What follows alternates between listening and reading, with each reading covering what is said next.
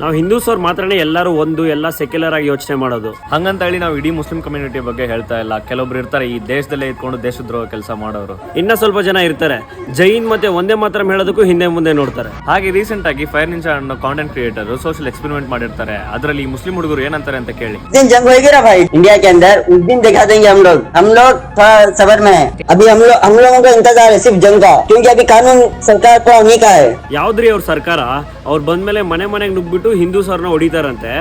ಇಲ್ಲಿ India Pakistan war ಆದ್ರೆ Muslim ಕಂಟ್ರಿಗೆ support ಮಾಡ್ತಾರಂತೆ ಇಂಡಿಯಾಲಿ ಇತ್ಕೊಂಡು. ಇವರಷ್ಟೇ ಅಲ್ಲ, ರೀಸೆಂಟ್ ಆಗಿ ಅಹಮದಾಬಾದ್ ಅಲ್ಲಿ ಇನ್ನೊಂದು ಕೇಸ್ ಆಗಿದೆ. ಅದೇನಪ್ಪಾ ಅಂದ್ರೆ 8 ರಿಂದ 10 ಲಕ್ಷಕ್ಕೆ ಹಿಂದೂ ಹುಡುಗಿರ್ನ ಬಾಂಗ್ಲಾದೇಶಕ್ಕೆ ಮಾರ್ತಿದ್ರಂತೆ. ಸೋಷಿಯಲ್ ಮೀಡಿಯಾದಲ್ಲಿ ಹಿಂದೂಗಳ ಹೆಸರು ಇಟ್ಕೊಂಡು ಜೋಧ್ಪುರ್ನ 2 ಮೈನರ್ ಹುಡುಗಿಯರನ್ನ ಟ್ರ್ಯಾಪ್ ಮಾಡಿದ್ದಾರೆ. ಈ ವಿಚಾರ ಬಜರಂಗ್ ದಳದವ್ರಿಗೆ ಗೊತ್ತಾಗಿ ಅವ್ರನ್ನ ಸ್ಪಾಟ್ಗೆ ಹೋಗಿ ರೈಲ್ವೆ ಸ್ಟೇಷನ್ ಅಲ್ಲಿ ಹಿಡ್ದಾಕಿದ್ದಾರೆ. ಆಗ ಆ ಹುಡುಗರೇ ಒಪ್ಕೊಂಡಿದ್ದಾರೆ ಇದನ್ನೆಲ್ಲ. ಈ ವಿಡಿಯೋನ ಪ್ರತಿಯೊಬ್ಬ ಹಿಂದೂ ಹುಡುಗಿಗೂ ಶೇರ್ ಮಾಡಿ. ನಿಮ್ಮ ಸೇಫ್ಟಿ ನಿಮ್ಮ ಕೈಯಲ್ಲೇ ಇದೆ.